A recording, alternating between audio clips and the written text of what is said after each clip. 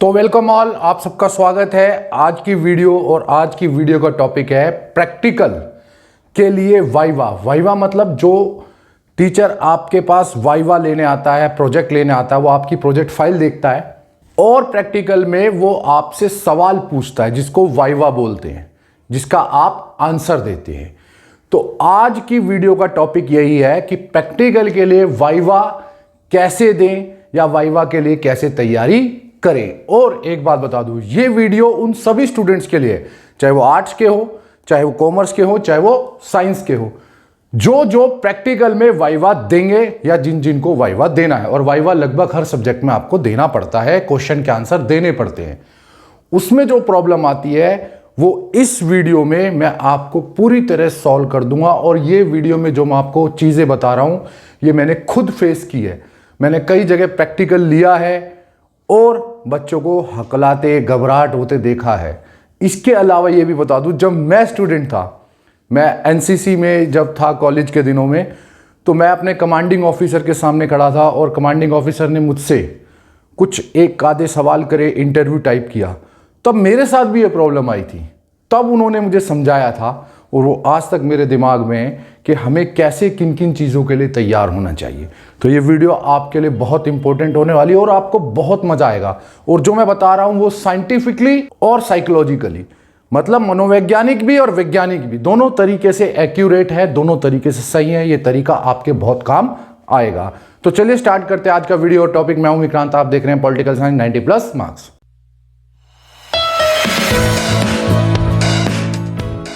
तो आज हम जो टॉपिक कर रहे हैं उसको बड़े ध्यान से आप सुनना। प्रैक्टिकल कैसे दे में वाइवा। वाइवा जब कोई हमसे क्वेश्चन पूछता है हमारे प्रोजेक्ट से रिलेटेड या हमारे सिलेबस से रिलेटेड और हम उसका आंसर देने लगते हैं, तो उसमें क्या समस्या आती है। वाइवा में जो प्रॉब्लम या समस्या आती है आपके साथ दो आती है, और ये आपको जरूर आती है। लगभग 98% स्टूडेंट को आती है। और 2% को क्यों नहीं आती है वो भी मैं बता दूंगा, लेकिन वो 2% बहुत अलग होते हैं, पर 98 को आती है। अब क्यों आती है बताता हूं। दो चीजें आती है, हकलाहट और घबराहट। ये दोनों चीज हो रही होती है और ये एक साथ हो रही होती है। इसके कारण आप ठीक से वो चीज भी नहीं बता पाते जो आपको पता है, और ये सबके साथ होती है। हकलाहट तो खास करके बोलते बोलते हकलाना, बोलते बोलते बार बार घबराहट होना, हकलाना और ना बता पाना। ये क्यों होता है, पहले इस प्रॉब्लम को समझते हैं और उसके बाद हम इसके सॉल्यूशन पर आएंगे। तो अब हम देखते हैं कि हकलाहट, घबराहट होती क्यों है, किस वजह से होती है। ये बड़ा इंटरेस्टिंग रहेगा आपके लिए। और आप जहां कहीं भी स्कूल के बाद, कॉलेज के बाद इंटरव्यू वगैरह देंगे तो आपके साथ ये प्रॉब्लम रहती है कि आपसे कोई सवाल पूछता, आप हकलाते हैं, घबराते हैं, वहां भी काम आएगी। इसीलिए इस एक बात को जरूर समझना, और समझना बहुत अच्छा लगेगा और बहुत जरूरी भी आपके लिए। तो सबसे पहले कि ये होता क्यों है उसको समझो। जब आपके साथ वाइवा या इंटरव्यू, ऐसा कोई भी चीज जिसमें आपसे कोई सवाल पूछ रहा है या अचानक आपको कुछ बोलने के लिए बोला जाता है किसी टॉपिक पर, जिस टॉपिक पे सवाल पूछे जाते हैं, तो वाइवा हो गया या कुछ भी इंटरव्यू हो गया, उसमें एक चीज होती है, जब आप वो चीज दे रहे हैं, कोई इंटरव्यू दे रहे हैं, सवाल जवाब दे रहे हैं, अचानक कहीं लेक्चर दे रहे हैं, अचानक किसी स्टेज पर चले गए और आपको थोड़ी हकलाहट, घबराहट होती है, तो सबसे पहले समझिए कि आप जब अचानक बोल रहे हैं, आपसे कोई पूछा जा रहा है, तो आपका काम क्या करता है। ये कॉम्बिनेशन होता है दो चीजों का, एक दिमाग का और एक जुबान का, ब्रेन का और टंग का। अब इस कॉम्बिनेशन का मतलब समझा देता हूं मैं। दिमाग, इसकी सोचने की एक क्षमता होती है, यही चीज मैं आपको बता रहा हूं। कई बार आप क्या करते हैं, आपके दिमाग को वो चीज पता है, लेकिन वो उस चीज के ऊपर धीरे सोचता है, क्योंकि उसकी एक क्षमता होती है, एक स्पीड भी होती है। और आपकी जुबान सोचती है कि मैं उसको जल्दी बोल दूं, बहुत ज्यादा बता दूं और ज्यादा जल्दी जल्दी बता दूं, तब आप हकलाने लगते हैं। यह चीज बिल्कुल साइंटिफिक है। दिमाग और टंग का कॉम्बिनेशन साथ साथ चलता है। जिस तरह रिटन एग्जाम में आपका दिमाग का और हैंड का कंपटीशन चलता है और आपका पेपर छूटता है, कहते हैं क्यों? हो सकता है दिमाग को ज्यादा पता हो, आप लिख ना पा रहे हो, फिर आप जरा लिखने की कोशिश करते हो। खैर, अभी हम रिटन के ऊपर नहीं आ रहे, उसके लिए मैं अलग से टेक्निक बताऊंगा। लेकिन इसीलिए होती है हकलाहट। क्यों? क्योंकि आपका दिमाग एक लेवल, एक स्पीड, अगर एक गाड़ी भी चलती है 100 की स्पीड से, उसके ऊपर उसकी स्पीड नहीं है तो उससे आगे नहीं जाएगा। लेकिन आपकी जुबान आपके दिमाग के साथ नहीं चल रही है। आप सोच रहे हो या तो मैं बहुत ज्यादा बोल दूं, हड़ करते हो और अचानक ज्यादा बोलने के चक्कर में हकलाहटने लगते हो। इसलिए होती है हकलाहट, क्योंकि दिमाग धीरे सोच रहा है और जुबान ज्यादा और जल्दी बोलना चाह रही है उस चीज को। यह है 98% प्रॉब्लम। क्वेश्चन का आंसर पता है, टॉपिक पे आपको पूरा 10 लाइन पता है, लेकिन 10 लाइन बोलने के लिए अगर आपको 3 मिनट चाहिए या 2 मिनट चाहिए और आप सोचते हो कि नहीं मैं 1 ही मिनट में बोल दूं, और फिर वो धड़ के चक्कर में आपकी हकलाहट होने लगती है और कुछ चीजें मिस भी हो जाती है या गलत भी निकल जाता है। और इसी कारण होती है फिर घबराहट कि गलत निकल गया मुंह से। क्यों? क्योंकि दिमाग तो अपनी स्पीड से सोच रहा है ना। तो दिमाग को टंग के कॉम्बिनेशन होना ही कहलाता है वाइवा इंटरव्यू। और जब तक ये कॉम्बिनेशन आपका एक साथ नहीं चलेगा, तब तक आप कहीं भी जाइएगा, हकलाहट और घबराहट आपके पास से नहीं जाएगी। ये चीज मेरे साथ हुई थी जब मैंने एनसीसी में खुद फेस किया था। अचानक मेरे कमांडिंग अफसर ने बोला इस टॉपिक पे बोलो। मैं घबराने लगा। टॉपिक पे पता है मुझे 20 लाइन, लेकिन मैं उस 20 लाइन को 2 मिनट में नहीं 1 मिनट में बोलना चाहता था। 5 मिनट में नहीं 1 मिनट में बोलना चाहता। तो अब मेरे कमांडिंग ऑफिसर ने मुझे समझाया था कि basically combination of brain and tongue, दिमाग और जुबान का कॉम्बिनेशन बनाकर चलो, तब तुम देखना आराम से कर लोगे। और जब तक ये कॉम्बिनेशन नहीं होगा, यह हकलाहट घबराहट चलती रहेगी। तो अब आपको यह तो पता चल गया कि यह कॉम्बिनेशन होता है, और यह कॉम्बिनेशन दिमाग का जुबान से जब बिगड़ता है तब हकलाहट भी हो जाती है, कुछ गलत भी निकल सकता है क्योंकि ज्यादा जल्दी में हो, तो ऐसे में घबराहट भी हो सकती है। हालांकि घबराहट आपकी यह भी है कि पता नहीं कौन सा क्वेश्चन पूछ ले, उसके बारे में भी बात करूंगा। लेकिन अभी ये चीजें, ये प्रॉब्लम आपको पता चल गई कॉम्बिनेशन की। अब आता है कि हम इसको दूर कैसे करें, हकलाहट को और घबराहट को। इस समस्या तो पता चल गई, कारण भी पता चल गया, लेकिन अब इस समस्या से जूझे कैसे, इसका समाधान क्या करें। तो इसका भी सिंपल सॉल्यूशन बताऊंगा, आपको वो करना है। और उसके लिए कुछ टेक्निक भी है और कुछ आपकी मेहनत भी करनी पड़ेगी। तो जल्दी से चलते हैं इसके सॉल्यूशन की तरफ। तो अब हम आते हैं सॉल्यूशन पर कि घबराहट का सबसे बड़ा कारण तो वही है कि हमें पता है कि घबराहट हो रही है, लेकिन इसका सॉल्यूशन क्या होगा। हकलाहट तो चलो दिमाग वाला कॉम्बिनेशन, जुबान वाला, वो मैं बाद में बताऊंगा, पर घबराहट सॉल्यूशन सबसे पहले प्रोजेक्ट टॉपिक पर फुल कमांड आपकी होनी चाहिए। 99% चांस है, मैं जहां भी जाता हूं, जैसे ही कोई भी टीचर आता है बाहर से, वो सबसे पहले आपका प्रोजेक्ट देखता है और फिर उस प्रोजेक्ट में क्वेश्चन पूछता है वो, क्योंकि क्वेश्चन वाइवा वो आपके प्रोजेक्ट पर पूछेगा, क्योंकि आपने उस प्रोजेक्ट किसी टॉपिक पर जो बनाया पूरी रिसर्च करी है। अब होता क्या है, हम फोटो लाते हैं, चिपका देते हैं, कहीं से कुछ मैप लाया चिपका दिया, कोई आंकड़ा लिख दिए कि भैया ये इस तरफ हुआ था, इतने % ये है। अब ये आंकड़े लिखना, पिक्चर चिपकाना, फोटो लगाना, ये सब हम कर देते हैं, लेकिन हमें यही नहीं पता होता कि आखिरकार उन चीज़ों का मतलब क्या है या वो क्या प्रदर्शित कर रहा है। जैसे मैं प्रैक्टिकल लेने गया था, तो उस स्कूल में एक बच्ची ने लगा रखा था एक फोटो, मैंने कहा किस चीज़ का फोटो है? सर पता नहीं। मतलब फोटो चिपका रहे हो, आपको ये नहीं पता वो क्या दिखाना चाह रहा है। तो पहली चीज ये है कि आपके प्रोजेक्ट टॉपिक पर आपकी फुल कमांड होनी चाहिए। कमांड मतलब पूरी पकड़ होनी चाहिए। बेसिकली मानकर यह चला जाता है कि आपने वो टॉपिक चूज किया है या आपने वो टॉपिक चुना है जिस पर आपका इंटरेस्ट है, और अगर आपका इंटरेस्ट है तो आपको उसकी फुल नॉलेज होनी चाहिए। इसीलिए आपने जिस भी टॉपिक पर अपना प्रोजेक्ट बनाया है या जिस भी टॉपिक के बारे में आपने लिखा है, कुछ भी बात है, तो उसके ऊपर तो कम से कम आपकी इतनी पकड़ होनी चाहिए, इतनी कमांड होनी चाहिए कि कोई भी क्वेश्चन पूछा जाए तो आप उसका आंसर कर सके। अब कम से कम अपने आप को इतना तैयार करके जाना, क्योंकि 99.99% जो क्वेश्चन पूछा जाएगा वो आपके प्रोजेक्ट टॉपिक से ही पूछा जाएगा। तो ये आप जरूर याद रखना। पूरी कमांड, हालांकि कोई सिलेबस से भी पूछ लेते हैं, ऐसा कोई बंदिश नहीं है, लेकिन पूछा ज़्यादातर प्रोजेक्ट टॉपिक पे ही जाता है।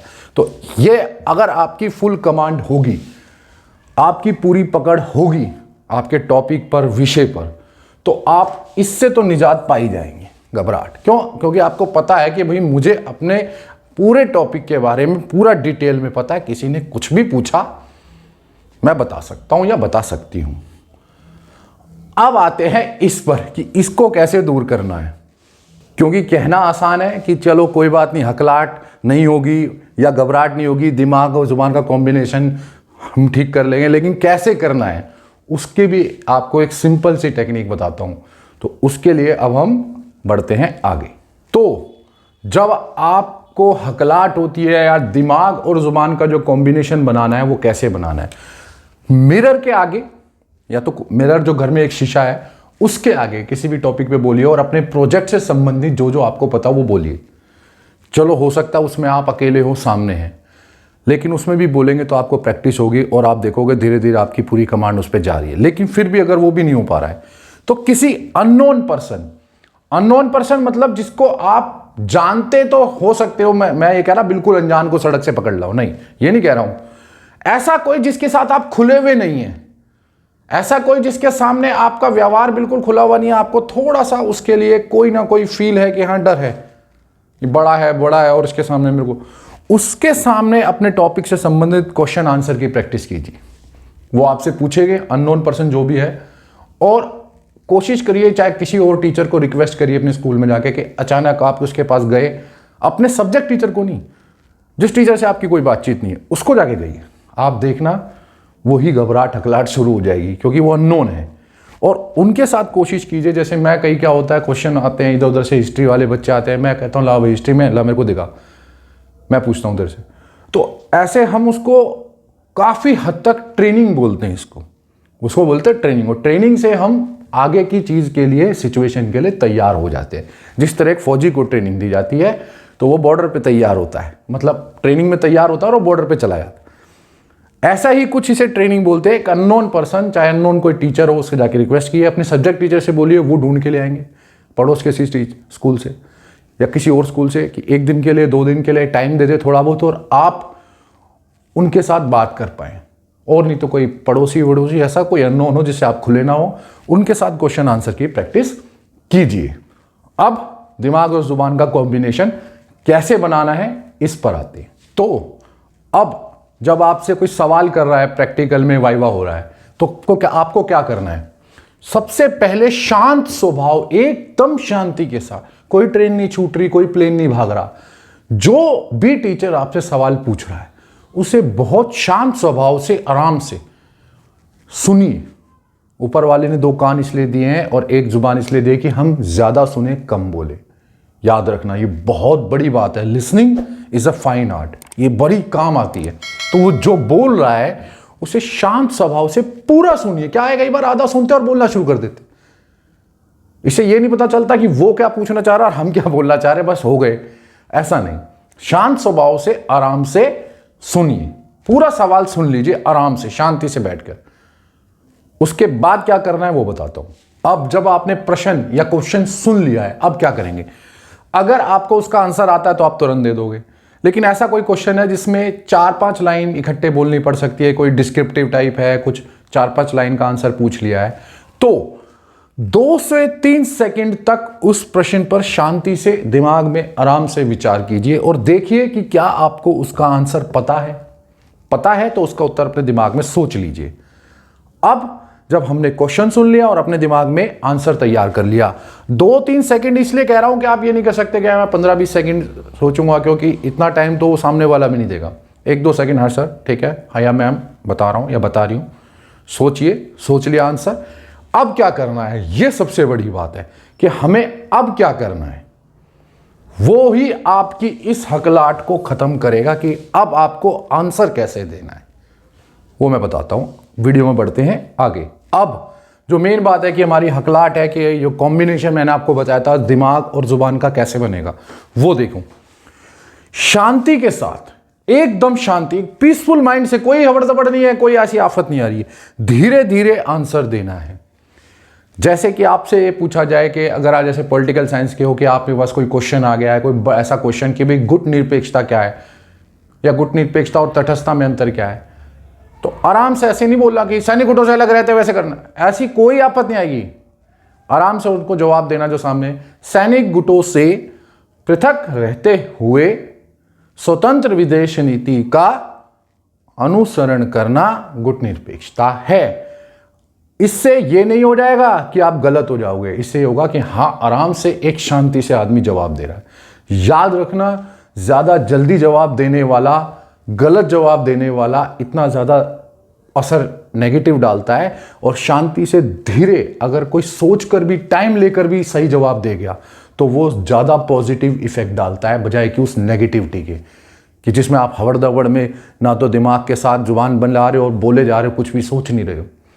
तो याद रखना इस बात को, मैं फिर से आपको कह रहा हूं, आराम से, कोई जल्दी नहीं है, शांति से सुनना, शांति से सोचना और शांति के साथ धीरे धीरे जवाब देना। धीरे धीरे दोगे तो अपने आप हकलाट खत्म हो जाएगी, क्योंकि आपको उस टॉपिक के बारे में पता है, अपने आप खत्म हो जाएगी। घबराहट के लिए मैंने आपको बता दिया, क्वेश्चन आंसर कीजिए अननोन पर्सन से, वेरी गुड, धीरे धीरे खत्म होगी। और हकलाहट ऐसे ही खत्म होगी कि धीरे धीरे सोचकर आराम से जवाब देना है। जब आप ये करेंगे तो आप देखेंगे कि आपका दिमाग आपकी जुबान के साथ मिलकर काम कर रहा है और आप आराम से जवाब दे पाएंगे। याद रखना, ये सब कॉम्बिनेशन सोचना आसान है कि भाई दिमाग जुबान का, लेकिन इसको जब प्रैक्टिकली हम किसी के सामने होते हैं तो एकदम थोड़ा भूल जाते हैं। इसीलिए आप इसकी पूरी ट्रेनिंग करिए कि शांति से देना है, आराम से देना है। एक बार आप इसकी आदत डाल लेंगे तो ये टेक्निक आपके लाइफ टाइम काम आएगी, हर जगह काम आएगी। तो ये आपको हमेशा के लिए यूजफुल रहेगी। शांति से सुनना है, सुनने के बाद शांति से सोचकर सामने वाले को जवाब धीरे धीरे दे देना है। धीरे धीरे का मतलब ये नहीं है कि आप बिल्कुल ही कहो एक शब्द के बाद 10 सेकंड रुके, लेकिन ये भी नहीं है कि ले राजधानी एक्सप्रेस पकड़ी और बोलो सामने वाले को उड़ा देंगे, ऐसा नहीं होता है। तो इसलिए आप शांति से ये करिएगा, और अगर अभी भी आपके दिमाग का और जुबान के कॉम्बिनेशन में दिक्कत आती है तो भी एक है, थोड़े थोड़े अंतर पर रोज थोड़े थोड़े अंतर पर नहीं, सॉरी, थोड़ा थोड़ा रोज मेडिटेशन आंख बंद करके शांत रहने की कोशिश कीजिए। दिन में रोज 5 मिनट, कोई दिक्कत नहीं है। उससे क्या होगा, आपका दिमाग शांत रहेगा और वो सब पूरी बॉडी को कंट्रोल करना सीखेगा। क्योंकि अल्टीमेटली आप कभी ड्राइविंग भी करेंगे आगे तो ये भी देखना, वो कॉम्बिनेशन किसका होता है, दिमाग का हाथ पैर होगा। वही तो बताता है ब्रेक लगानी है दिमाग, तो पूरी बॉडी को ऑर्डर दिमाग देता है। उसे जितना शांति के साथ इस्तेमाल करोगे उतना आपकी बॉडी में हर जगह वो एक्टिविटी भेजेगा, और उसी एक्टिविटी को धीरे धीरे फॉलो करोगे तो आप सारे काम कर लोगे। ड्राइविंग में इंस्टेंट रिप्लाई करना होता है तो ड्राइविंग एक अलग चीज़ हो जाती है, और ऐसे ही ये इंटरव्यू है तो इसमें थोड़ा सा धीरे हो जाओगे तो आप देखोगे आपके सारे काम आसान हो जाएंगे। तो मैं उम्मीद करता हूँ आपको प्रैक्टिकल वाइवा के लिए कैसे तैयारी करनी है। अब आप कोई भी टॉपिक हो उस पर कमांड बनाओ, अननोन पर्सन से क्वेश्चन आंसर करो, कॉन्फिडेंस को बिल्ड करो, आत्मविश्वास को बनाओ, और थोड़ी मेडिटेशन करके शांत रहकर सुनो, समझो, सोचो, फिर जवाब दो, धीरे धीरे दे दो, तो आप सब कर लोगे। उम्मीद करता हूं आपको वीडियो अच्छी लगी होगी। तो जल्दी मिलूंगा मैं अगली वीडियो में। मैं हूं विक्रांत, आप देख रहे हैं पॉलिटिकल साइंस 90+ मार्क्स।